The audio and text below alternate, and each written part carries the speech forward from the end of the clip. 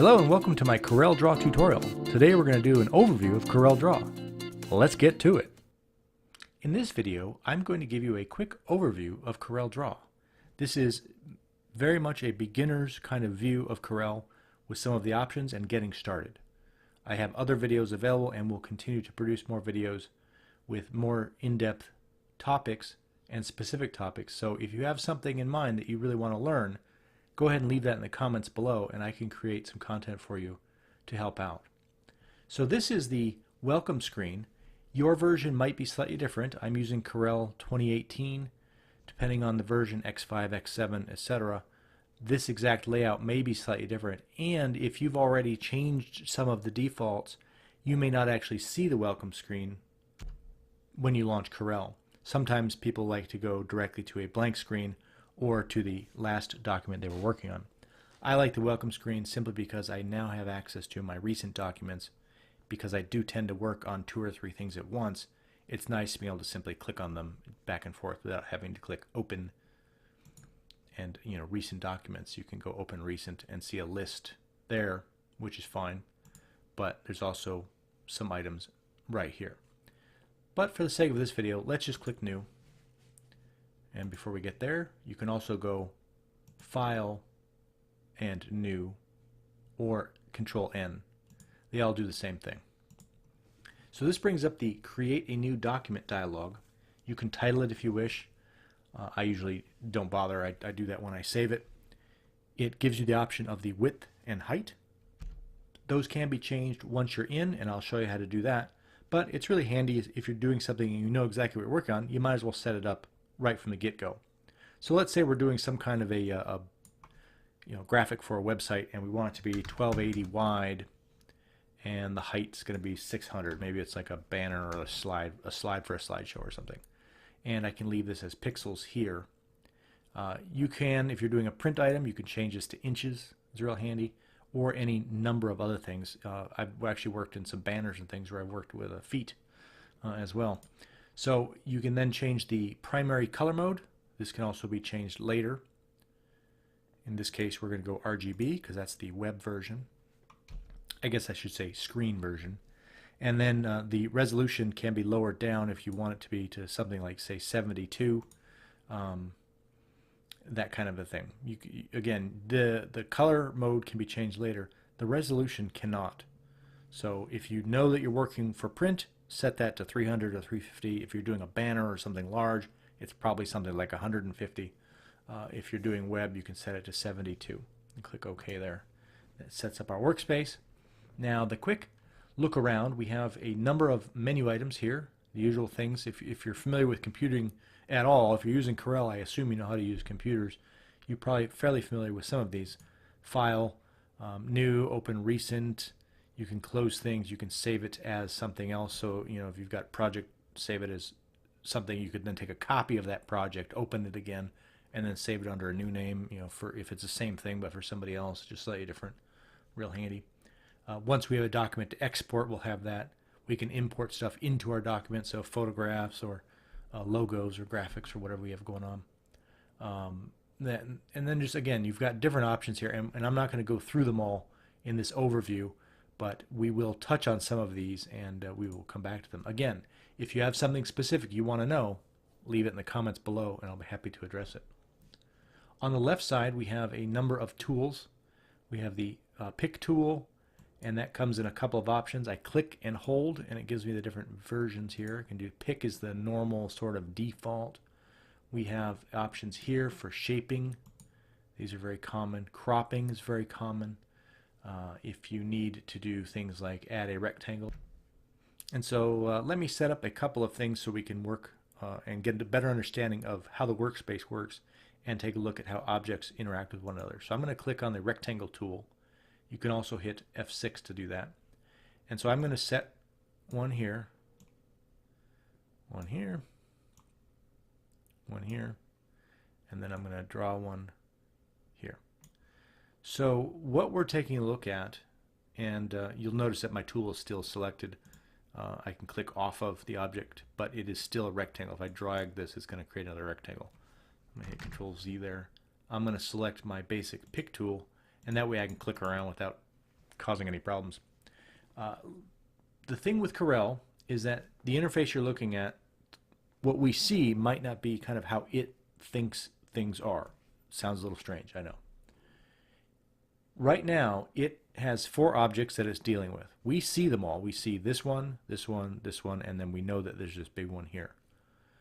But the way Corel sees it is that these are all objects that are on a layer, and they've been laid down in a certain order. We put this one down first, we put this one down second, third, and then this big one was the last one we put down. Over in the Object Manager on the right side, we can see all the different rectangles, and if I click on them, it gives us an idea of which one we're dealing with. So if this was the first one we laid down, it's at the bottom. So even though we can see it here, it's actually at the bottom. And what I mean by why that's important is, let's say we want to click on this rectangle because I want to move it or change the color or something. If I click, I've now selected the large rectangle, or square. It's almost a square, I guess.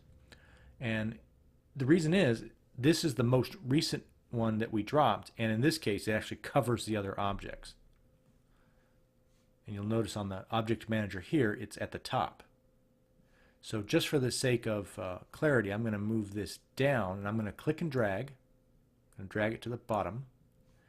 And now, if I click, I'm selecting this object. Now we know that it's not the top object. However, these objects are not sitting over it. So we're able to select these independently. And then I can even click on this one here. So if you end up in a situation where you've added this object last, it's going to be on top, and so you end up being unable to click it unless you actually move its position. So if I drag it back to the top here, right, now anything I do first is this, so I'd have to move this out of the way or move it down. The other you can do is Control and page down, and you'll see over here how it drops it to the back of all of the objects available. So that's just real quick there. Again, we're not going to get fully into that at this moment. But by being able to select objects, we can also select things like what color they are.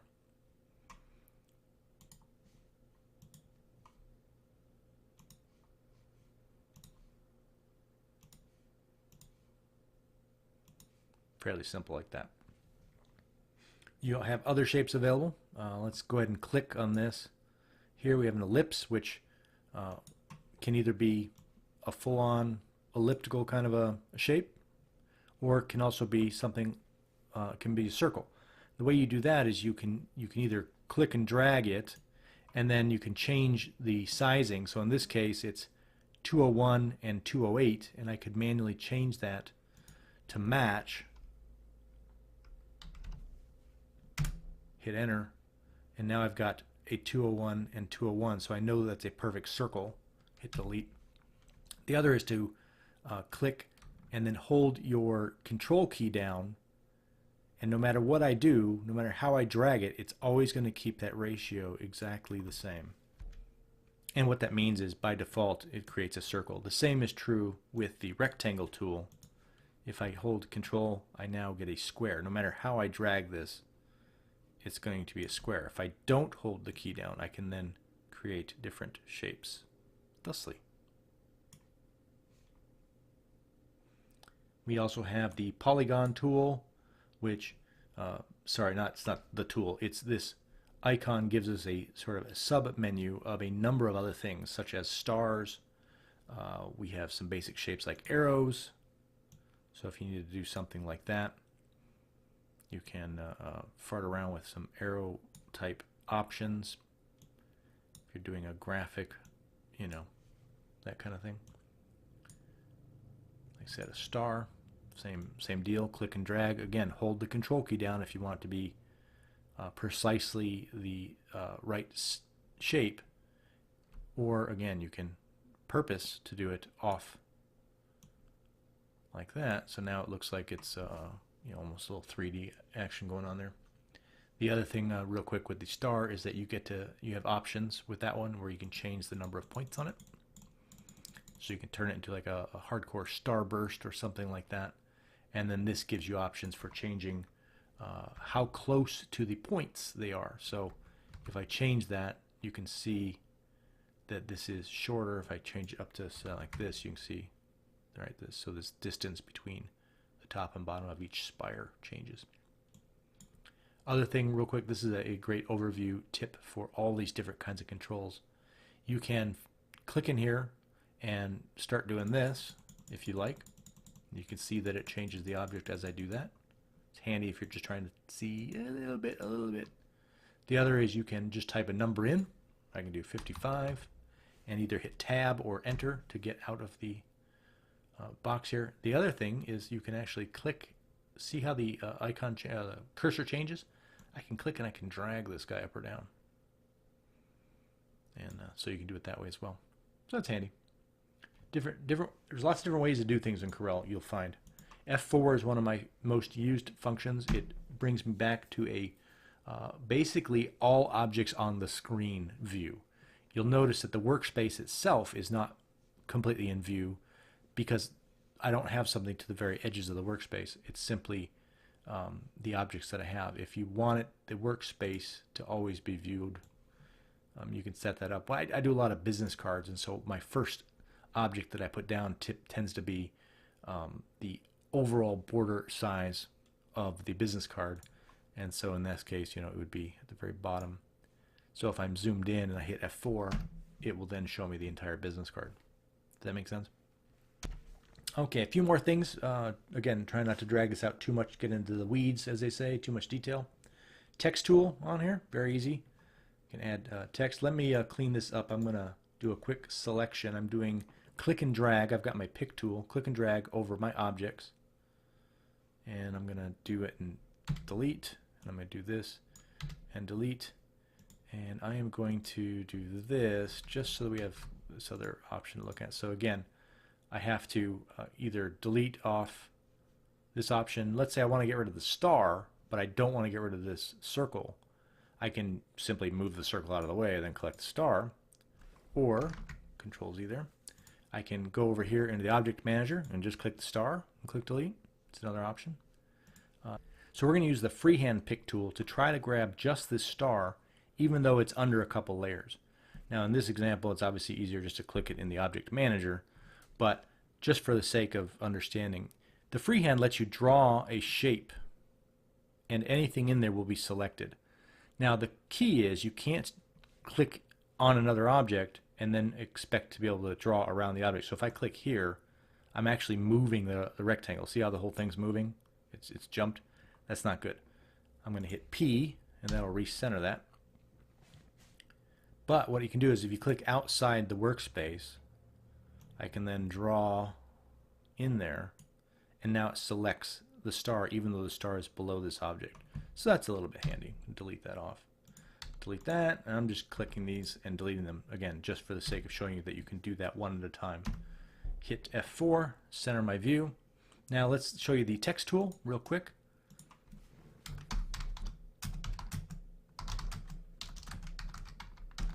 So this is real handy for if you're creating a banner or a graphic, a slide, a business card, whatever.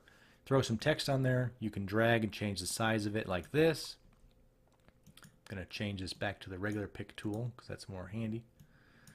You can change the text by typing in the size you want. Say we want to do something like 78. That jumps it down. You can obviously click the drop down and select from one of the options there. Same thing with the font itself. You can click the drop down and change it to whatever you have on your system, obviously. If you have more than one line of text you need to do, which is very common, you can do Control D to duplicate and drag and then change what you're typing there. You also have the option of simply going to the text tool again and clicking down. The reason why Control D is useful is if you have a font that you're using that's part of the project, part of the branding of what you're working on. You've got 2 or 3 fonts. You don't want to mix it all up. You just want to have those couple that are primary. This is already this font, so by hitting Control D, I get another of the same font. If I go back to my font tool, it defaults me, in this case, to Arial. Not a huge deal. You can just change it again, but These are just little tricks. So I can click here and click that again. But like I said, it hasn't actually changed it because I don't have any text here, and I've done that a number of times. It drives me bananas.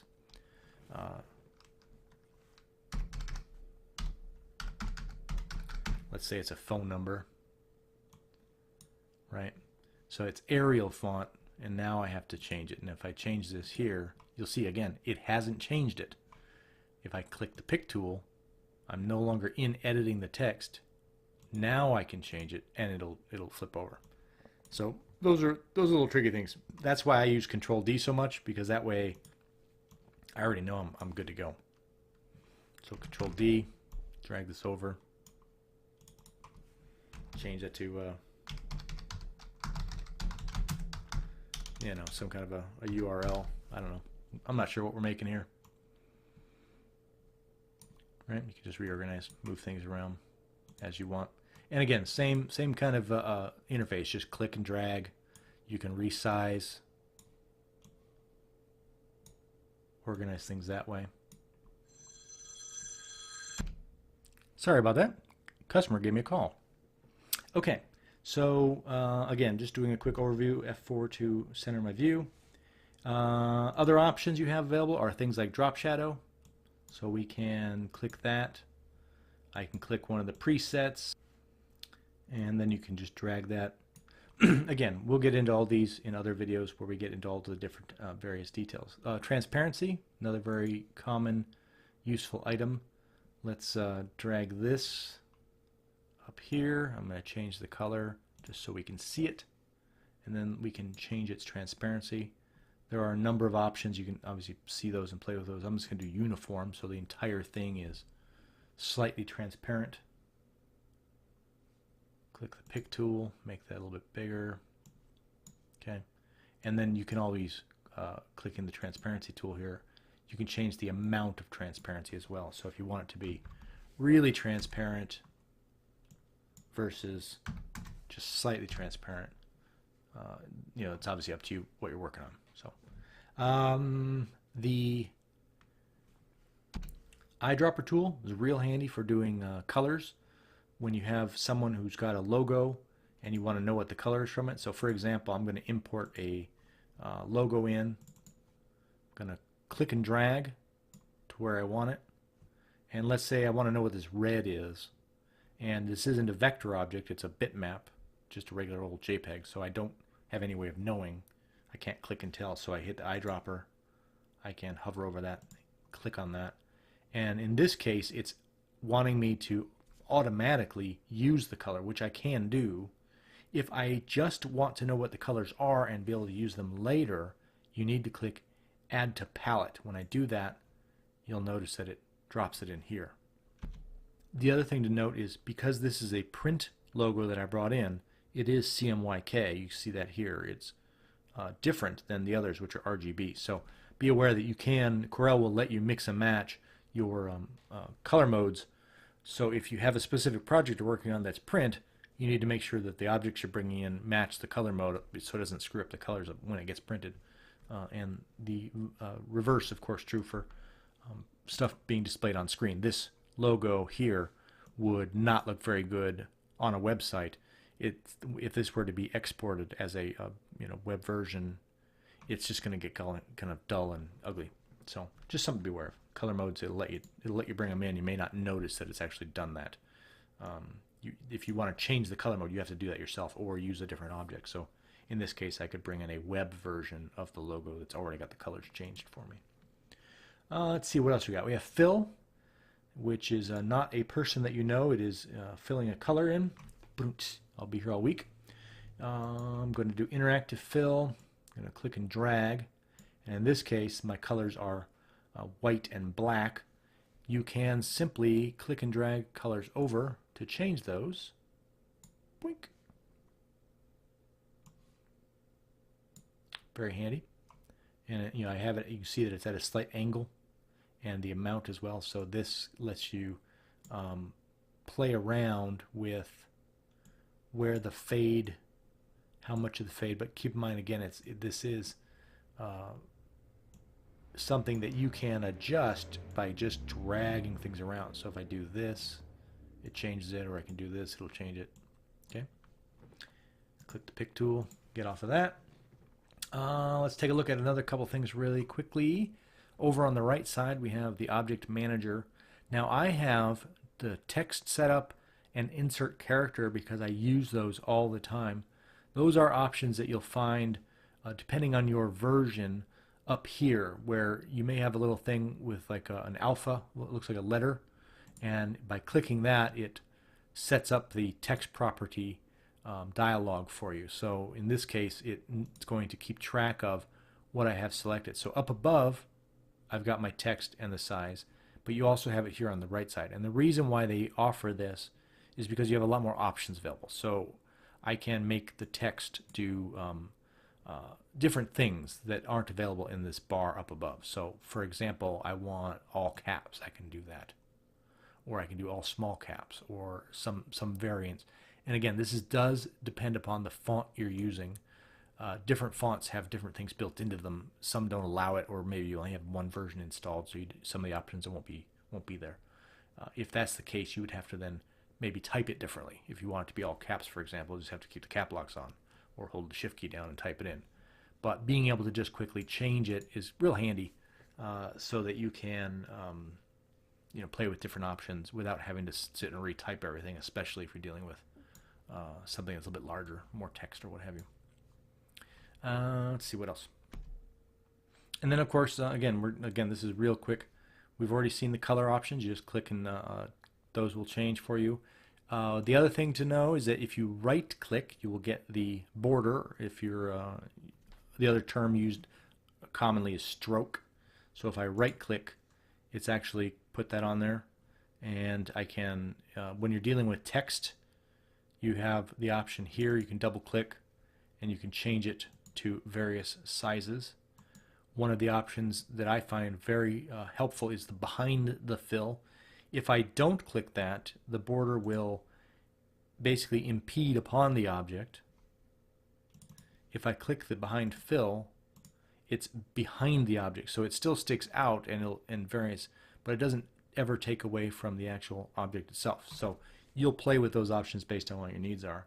The other option that I don't understand why isn't just sort of default is the scale with object.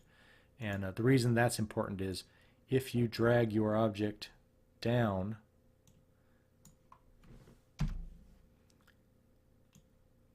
your border gets thicker and thicker and thicker and thicker, and you can see in this case it's actually the entire background now is basically border, because the border is still the same size that it was, but the object is way smaller.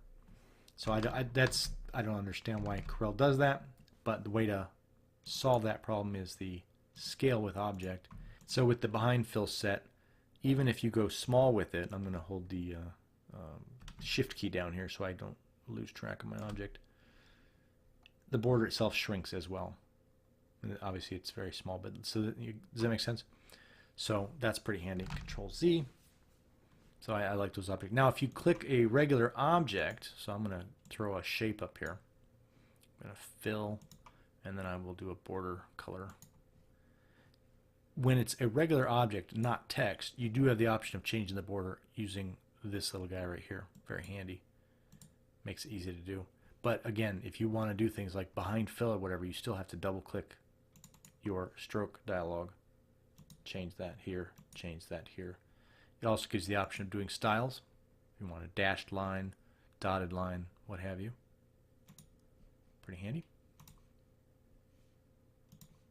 And then the other thing, the very simple stuff is just exporting and saving. So the usual stuff, save, save as. Save will obviously save the document under the name that you have it. If you've got a new project like this one, it's untitled, it'll ask for a name. If you have a project that you've already opened, it's just going to save it under the same name. So if you're working on something and you want to have multiple versions of it, you need to keep track of that and do save as, for example, and then call it version 2. Or if you have the same item for two different people you're working with, it's under person name 1, person name 2, or whatever. The export is used for creating a format for some other use. So for example, if you're working on a web banner or a slide or something, you're going to need to export it to create the JPEG or the PNG or whatever, right? So that's all controlled here. You can change the name of it. You can change what type it is, JPEG, PNG, and there are various options there. So obviously with things like a TIFF file, TIF, and PNG file, you can have transparency. With a JPEG, there is no transparency. So the different dialogues will change based on what you're doing. I'm going to do a PNG, and I'm just going to keep it like this so we can see it. So it shows you an overview, and in this case, my main object is transparent. So that's what this checkerboard is showing you.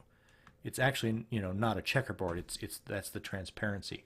Had I filled this with white or some color, you would see that here.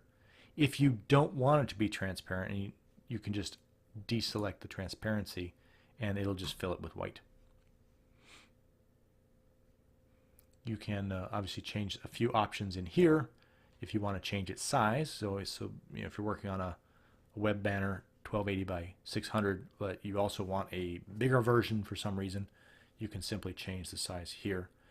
Keep in mind that it doesn't magically change things like bitmaps. So if you have photos or graphics inside your design that are 72 dpi and you make it really, really large, it's no matter what you do, even if you try to change the resolution, it's not going to just magically change the resolution of those bitmaps. That only works for the actual vector portion, which is the text and the boxes and everything you've done from Corel itself. Any imported objects are still the resolution that they were. Anyway, that is a quick overview, well, sort of quick overview of CorelDRAW. There's so much to learn, so many things to go through. Let me know in the comments below what kinds of things you would want me to go through. I can go through every single thing, and we can simply make a bunch of videos and go step by step by step by step. But if you have something in mind that you really want to know how to do, comments below. That would be fantastic. Thanks for watching.